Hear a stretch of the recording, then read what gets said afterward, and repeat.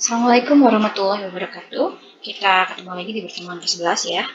Nah, pertemuan ke-11 ini akan membahas mengenai desain interface dan desain input serta output ya. Oke. Ini untuk user interface dulu ya. Yang pertama akan dibahas user interface ini menurut Matthias Sein dalam Nurlina ya, dalam jurnal Nurlina tahun 2007. User interface adalah interface yang dibuat untuk user. Ya. Biasanya user interface ini dibuat dalam bentuk dialog yang saling berhubungan antara menu, tombol, dan layar atau navigation diagram. Nah, yang selanjutnya ini ada contoh elemen dari desain antarmuka pemakai ya. Di sini dijelaskan ya, ini desain antarmukanya seperti ini. Lalu ini dijelaskan detail-detailnya. Nah, kalau di file ini namanya eksekutor ya, atau menu ya. Kemudian ini isinya dari file itu ada ini. Lalu ini ada navigator ya, navigator menu. Kemudian ada editor box ya, ada selektor nih, bentuknya select ya. Kemudian ini ada navigator button ya, di sini ada button kan. Nah, ini ada grid ya, multifunctional grid. Lalu ada ini kalau yang pop up pakai pop up, lalu ada scroll bar di sini, ada icon ya, lalu label di sini. Jadi benar-benar dijelaskan untuk elemen si desain antarmukanya itu seperti apa gitu. Nah, ini ada pun desain user interface yang telah dibuat dalam sistem pembelian ini sebagai berikut. Ada form barang, form akun, form transaksi, dan form supplier. Yang dicontohkan adalah form barang dan form akun. Nah, ini ada contoh user interface untuk form data barang ya. Jadi kurang lebih bentuknya seperti ini ya. Data barang, kemudian ada kode barang isinya apa saja, nama barang, harga, stok, aksi. Nah, aksi di sini bisa dijalankan gitu ya, mau diedit, mau dihapus, atau kita pilih mau tambah data. Ini contoh untuk user interface form data barang. Sedangkan ini untuk yang form akun. Hampir sama, nggak apa-apa ya. Jadi walaupun ini desainnya juga nggak perlu beda-beda banget gitu ya. Jadi dibuat sama juga, yang penting kan isinya berbeda. Seperti itu ya. Kemudian ada perancangan input ya, merupakan awal dimulainya proses informasi. Bahan mentah dari informasi adalah data yang terjadi dari transaksi yang dilakukan oleh organisasi. Nah, formulir adalah perangkat penting untuk mengendalikan aliran kerja yang digunakan untuk mengcapture data yang terjadi atau sering juga disebut dengan dokumen dasar ya. Nah, tujuan perancangan input ini adalah yang pertama membuat penyelesaian input yang mudah dan efisien nantinya, kemudian menjamin inputan ini akan memenuhi tujuan yang diharapkan, lalu menjamin penyelesaian yang tepat, membuat tampilan layar dan formulir yang menarik, membuat input yang tidak rumit, dan membuat tampilan layar dan formulir yang konsisten. Nah, terdapat beberapa hal yang perlu diperhatikan ya untuk dokumen dasar ya. Yang pertama adalah fungsi dari dokumen dasar itu sendiri, lalu dapat menunjukkan macam dari data apa, dapat dicatat dengan jelas, konsisten, dan akurat, lalu bertindak sebagai pendistribusian data, membantu membuktikan terjadinya transaksi, dan dapat digunakan sebagai backup. Nah, yang kedua, petunjuk merancang dokumen dasar ya. Ada kertas yang digunakan, lalu ukuran dari dokumen besarnya itu ukurannya seperti apa gitu ya. Lalu warna yang digunakan, judul dokumennya ya, nomor dokumen, nomor urut dokumen, nomor dan jumlah halaman, dan spasi seperti apa, seperti itu ya. Lalu ada pembagian area, membuat caption atau box caption, yes no ya.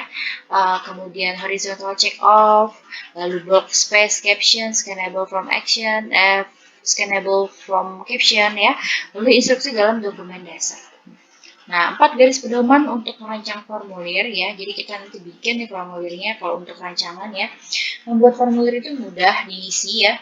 Jadi jangan rumit untuk diisi jadi formnya itu gitu ya, yaitu dengan memperhatikan aliran formulir, pengelompokan 7 bagian sebuah formulir, pembuatan judul, lalu memastikan bahwa formulir akan memenuhi tujuan yang telah dibuat, membuat formulir yang memastikan penyelesaian tepat, dan buat formulir yang menarik.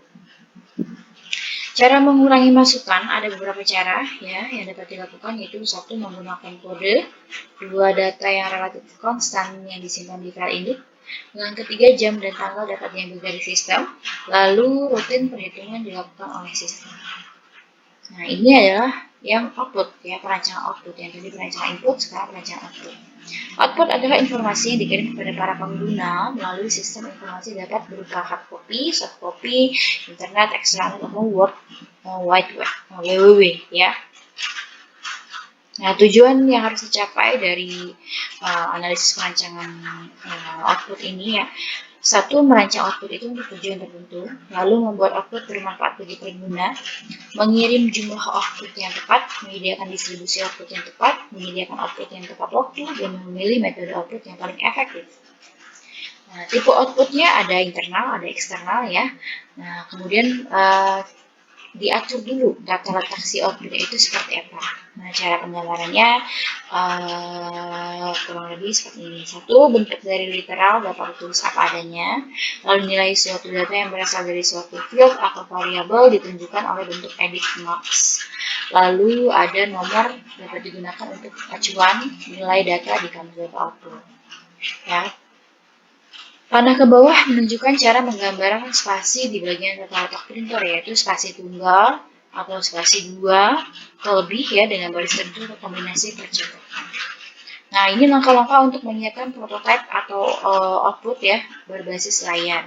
Menentukan dulu kebutuhan akan laporan tersebut, lalu tentukan penggunanya, lalu tentukan item data yang dimasukkan itu nanti apa saja, lalu estimasi ukuran laporan itu mau dibuat sebesar apa gitu ya, lalu judul laporannya ditampilkan, nomor halaman, lalu masukkan tanggal laporan ya, kemudian memberikan label setiap kolom data secara tepat, lalu menentukan data-data variabel, tempat baris kosong, dan laporan prototipe.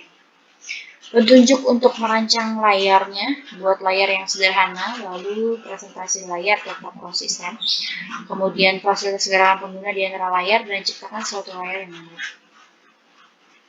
Nah, ini bentuk laporan.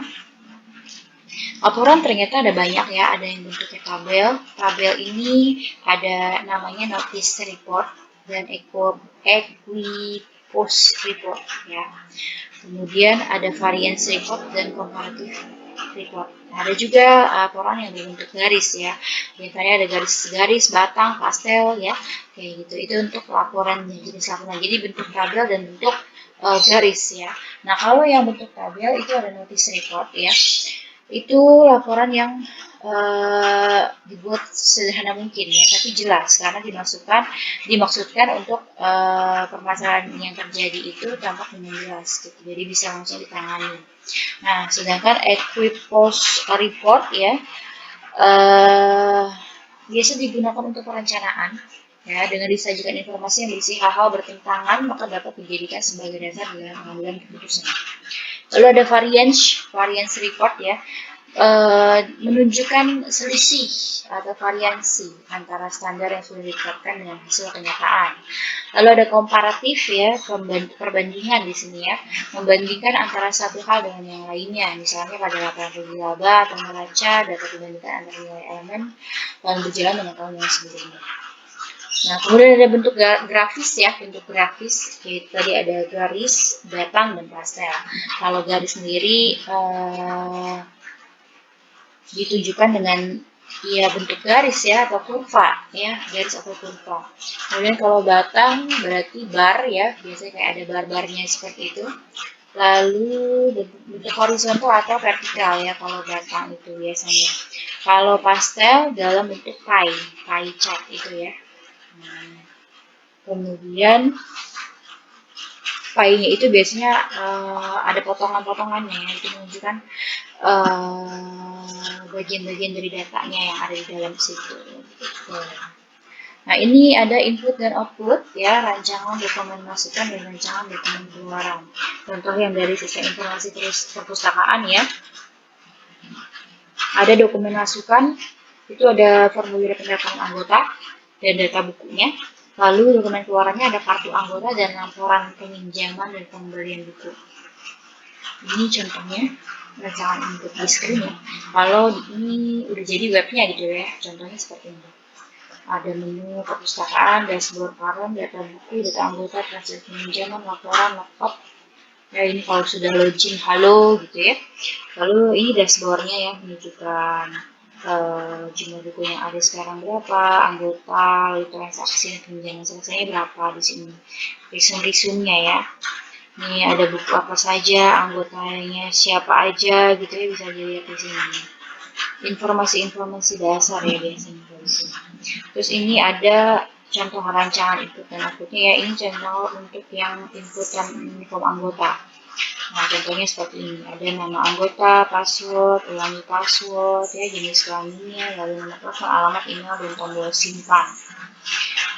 Lalu di sini ada yang input juga masih ya, cuma untuk data buku ya, dijelaskan ada kategori bukunya ya, lokasi, ISBN, penerbit, pengarang ya, statusnya itu masih tersedia atau tidak gitu ya, dan gambar biasanya biar lebih mudah. Kemudian ini ada rancangan output kartu anggota ya, contohnya seperti ini. Namanya rancangan berarti kita baru merancang ya, belum jadinya seperti apa gitu ya. Contohnya untuk rancangannya kartu anggota seperti ini. Lalu ada untuk yang rancangan laporan, kurang lebih hafalannya seperti ini. Ya. Nah, ini ada studi kasus dokumen input dan output proses bisnis sistem informasi perpustakaan umum ya. Yang pertama ada prosedur pendaftaran anggota, lalu prosedur peminjaman buku, prosedur pengembalian buku, dan prosedur pembuatan laporan peminjaman. Dari proses di atas dapat dibuat ya dokumen input dan dokumen outputnya sebagai berikut. Berarti ada dokumen inputnya adalah pendaftaran anggota dan dokumen outputnya kartu anggota serta laporan peminjaman. Nah ini contohnya ya untuk formulir pendaftarannya. Lalu ini dokumen ya, dokumen masukannya ini. Dan ini outputnya, contoh outputnya kartu anggota, ini laporan peminjaman. Dan ini dokumen outputnya, ya. Nah, seperti itu untuk rancangan output dan input. Nah, ini ada latihan membuat user interface dan desain input output sesuai dengan kasus yang diberikan dosen.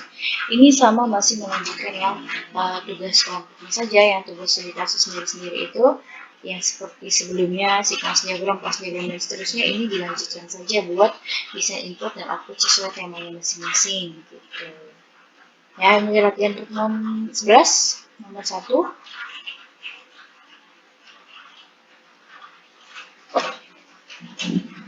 Nomor 2.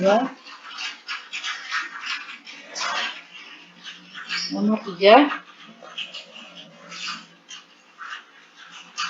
Nomor 4.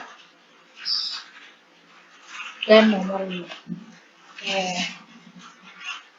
Untuk pertemuan 11 kali ini sudah selesai.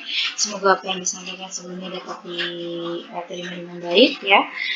Jangan lupa dikerjakan latihan studi kasusnya dan latihan soalnya di kolom komentar dijawab, serta studi kasusnya di-upload di G Drive lalu di copy paste linknya di MyBase. Terima kasih. Assalamualaikum warahmatullahi wabarakatuh.